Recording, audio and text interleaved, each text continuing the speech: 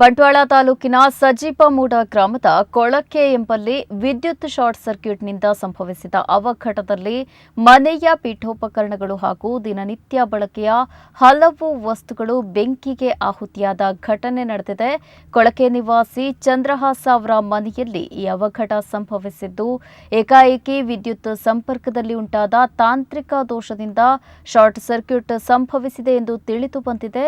ಇದರ ಪರಿಣಾಮವಾಗಿ ಮನೆಯೊಳಗೆ ಹೊಗೆ ಆವರಿಸಿ ಬೆಂಕಿ ಕಾಣಿಸಿಕೊಂಡಿದ್ದು, ಕೆಲವೇ ಕ್ಷಣಗಳಲ್ಲಿ ಬೆಂಕಿ ಮನೆಯೊಳಗಿನ ಪೀಠೋಪಕರಣಗಳು ಹಾಗೂ ದಿನನಿತ್ಯ ಬಳಕೆಯ ವಸ್ತುಗಳಿಗೆ ವ್ಯಾಪಿಸಿದೆ. ಘಟನೆಯಲ್ಲಿ ಹಾಸಿಗೆ, ಅಲಮಾರಿಯಲ್ಲಿದ್ದ ವಸ್ತುಗಳು, ಬಟ್ಟೆಗಳು, ಗೃಹೋಪಯೋಗಿ ಸಾಮಗ್ರಿಗಳು ಸೇರಿದಂತೆ ಹಲವು ವಸ್ತುಗಳು ಹಾನಿಗೊಳಗಾಗಿದ್ದು, ಕುಟುಂಬಕ್ಕೆ ಹೆಚ್ಚಿನ ಪ್ರಮಾಣದ ಆರ್ಥಿಕ ನಷ್ಟ ಉಂಟಾಗಿದೆ ಎಂದು ತಿಳಿದು ಬಂದಿದೆ. ಅದೃಷ್ಟವಶಾತ್ ಘಟನೆಯ ವೇಳೆ ಮನೆಯಲ್ಲಿದ್ದವರು ಸುರಕ್ಷಿತವಾಗಿ ಹೊರಬಂದಿದ್ದರಿಂದ ಯಾವುದೇ ಪ್ರಾಣಾಪಾಯ ಸಂಭವಿಸಿಲ್ಲ.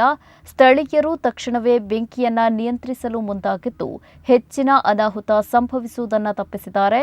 ಮಾಹಿತಿ ತಿಳಿದು ಸಂಬಂಧಿಸಿದ ಅಧಿಕಾರಿಗಳು ಸ್ಥಳಕ್ಕೆ ಭೇಟಿ ನೀಡಿ ಪರಿಶೀಲನೆ ನಡೆಸಿದ್ದಾರೆ.